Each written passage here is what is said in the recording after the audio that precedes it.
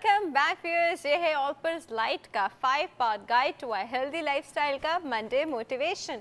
और जिस तरह के हम लोग हर मंडे डिस्कस करते हैं, कोई ना कोई एक ऐसी पर्सनालिटी या तो वो मोटिवेशन कराते हैं या वो खुद इतने सेल्फ मोटिवेटेड होते हैं किसी ऐसी चीज़ से, किसी ऐसे ट्रबल से, प्रॉब्लम से, किसी डिजीज़ से उन्होंने फाइट बैक किया हुआ होता है, या वो काउंसलर होते हैं, लोगों की काउंसलिंग करते हैं, उनको मोटिवेटेड रखते हैं। जो हर्डल्स लोग फेस करते हैं, फिर उनको अगर कंसल्ट किया जाए तो उनको कैसे बाहर निकालते हैं, किस तरह की थेरेपी होती है।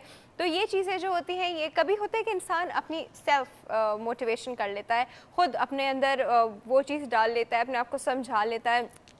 एक लिमिट तक के सब कुछ हो सकता है। कभी होता है कि इतना लेट डाउन हो जाता है, इतने उसके मोटिवेशन लेवल्स नीचे चले जाते हैं कि या तो वो चीज़ बिल्कुल छोड़ देता है, नाउम्मीद हो जाता है। तो ये सब चीज़ें क्यों होती हैं, क्यों हम बिल्कुल नाउम्मीदी की स्टेज में चले जाते हैं? वहाँ से बाहर निकलना कितना मुश्किल हो जाता है कि हमें किसी के असिस्टेंस और सपोर्ट की ज़रूरत होती है। तो कुछ लोग जैसे कहते हैं वो उस तरह के असिस्टेंट और सपोर्ट के लिए होते हैं। इसमें बहुत ज़्यादा हाथ उन लोगों का भी होता है जो मीडिया पे होते हैं। मीडिया का कोई एक मीडियम नहीं है, एक मीडिया आप लोग देख रहे हैं, टीवी एक मीडिया है, इसी तरह रेडियो एक मीडिया है। और बहुत सारे लोगों का बहुत ज़्यादा लाइफ में टाइम जो है वो रेडियो सुनते हुए भी निकलता है, जिसमें आजकल बहुत ज़्यादा लोग एफएम सुन रहे हैं। तो हमारे पास मौजूद हैं मुज़फ़्फ़र अहमद साहब। वैसे तो ये स्टेट लाइफ में हेड ऑफ कॉर्पोरेट कम्युनिकेशन है, लेकिन ये एफएम 94.6 पे आरजे भी हैं। तो हम इनको वेलकम करते हैं। अस्सलाम वालेकुम सर। जी, थैंक यू वेरी मच। वालेकुम सलाम। कैसे हैं आप? मैं अल्लाह का शुक्र है। How are you? I am good sir, I am good. अच्छा सर, मुझे एक बात बताइए, ये दो फील्ड्स आपके साथ हैं? देखिए, ये बेसिकली तो कम्युनिकेशन ही है, कम्युनिकेशन ही की है और मीडिया ही से रिलेटेड है।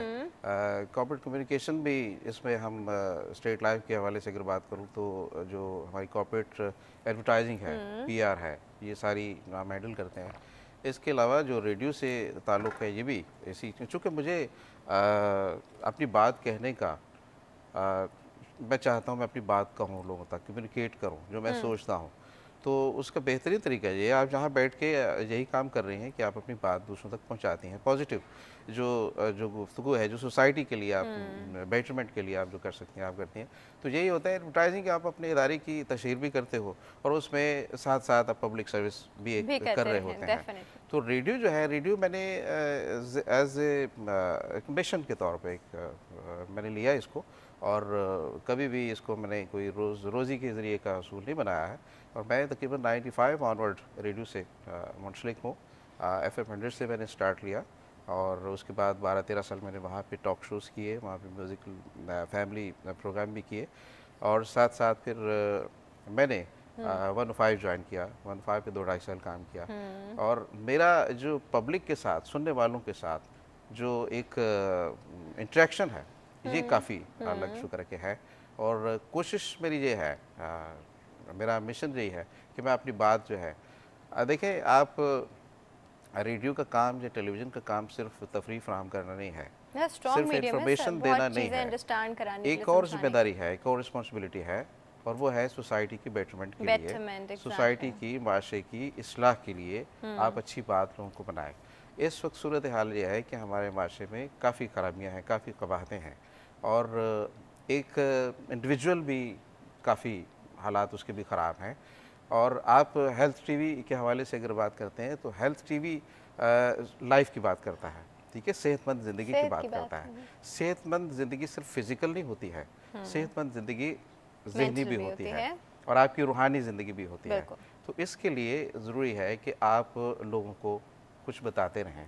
जो हमारे इंटेलेक्चुअल्स ने, जो हमारे दानिश्वरों ने जो बातें कही हैं, जो हमारी रिलीजियस तालीमात हैं, इनको आगे बढ़ाते रहें, लोगों को माइल करते रहें। आप मोटिवेशन की बात कर रही थी, तो इसी हवाले से ये है कि हम लोगों को कोशिश करते हैं कि उनको एक अच्छा इंसान बनने के लिए तरगीब दी जाए, मोटिवेट किया जाए, एक अच्छा सिटीज़न बनने की एक तरगीब दी जाए। एक अच्छा मुसलमान तो ऑब्वियसली हम कोशिश करते ही हैं, लेकिन अच्छा शहरी बनने के लिए भी बहुत कोशिश है। आपको पता है कि बेशुमार लोग ऐसे हैं जो मुख्तलिफ नफ्सियाती आरज़ू का शिकार हैं, बहुत ज़्यादा परेशान। आप, if I am not mistaken, आप डॉक्टर हैं, तो आप तो जानते हैं कि हमारा हर फर्द जो है इस वक्त एक साइकोलॉजिकली बड़ा बहुत डिप्रेशन है। और फ्रस्ट्रेशन बहुत फैली हुई है, फैमिली इश्यूज हैं, multiple thing, not just family sir, I think socially भी इतना कुछ है, बाहर जाएं तो इतना कुछ एनवायरनमेंट में इतना है, जॉब वाइज देखा जाए तो है, हर तरह से एवरीबडी इज, जहाँ थोड़ी बहुत इनसिक्योरिटीज आ जाती है वहाँ टेंशन डिप्रेशन ऑटोमेटिकली आ जाता है। इनसिक्योरिटी इसी वजह से कि हम शायद बहुत जल्दी बहुत कुछ हासिल करना चाहते हैं, हम चाहते हैं कि बहुत कम वक्त में हम ज्यादा से ज्यादा हासिल कर लें। पर एटलीस्ट जो हासिल किया हुआ है उसकी भी तो गारंटी नहीं होती कि वो आपके पास कब तक रहेगा। यही बात तो बताने की है ना, यही चीज तो आप आगे उन लोगों को बताएं। आप टेलीविजन पे हैं, हम रेडियो पे हैं, तो यही कोशिश हमारी होती है कि लोगों को बताया जाए। अच्छा सर, यहाँ पे I don't know but I feel, जो मैं जितना मैं एफएम सुनती हूँ, मैं देखती हूँ कि लोग बहुत क्लोजली रिलेट करते हैं एक आरजे से, मतलब अपनी पर्सनल बात भी कर जाते हैं, मतलब I am not talking about the drive time kind of issues जहाँ पे बहुत ही सुपरफिशियल, जहाँ पे जो सीरियस आरजेस होते हैं जिनके साथ लोग लिटरली बैठ के अपने इश्यूज डिस्कस करते हैं। आपके पास भी ऐसी कॉल्स आती होंगी बिल्कुल डिमोटिवेटेड लोगों की? मैंने आपसे बताया शुरू में कि मैंने कैथारसिस बेस्ड शो किया है, और वो अमूमन जैसे वेस्ट में होते हैं, रात के वक्त हम किया करते थे, रात को 12 से 3 बजे शो किया करता था। तो उसमें आप बिलीव कीजिए कि इतने पर्सनल लोगों ने अपने मामला, लड़कियों ने, यंग लड़कियों ने, लड़कों ने, ओल्ड एज लोगों ने, पेरेंट्स ने अपने दिल की बात मुझ तक पहुंचाई है, और मैंने कोशिश की है कि उनको जो भी कोई परेशानी है उसको किसी तरीके से उसका कोई अजाला किया जाए, उसको समझाया जाए। आप साइकाइट्रिस्ट जैसे बैठते हैं तो वो साइकोथेरेपी होती है, वो कहते हैं आप अपनी बात कहो। आजकल सुनने वाला भी कोई नहीं है, आप जानती हैं कि किसी के पास कोई वक्त नहीं है। अब इस वक्त टेलीविजन पे आप बैठे हैं, मेरी बात सुन रही हैं तो आपकी मजबूरी है सुननी, वरना कोई नहीं सुनता है।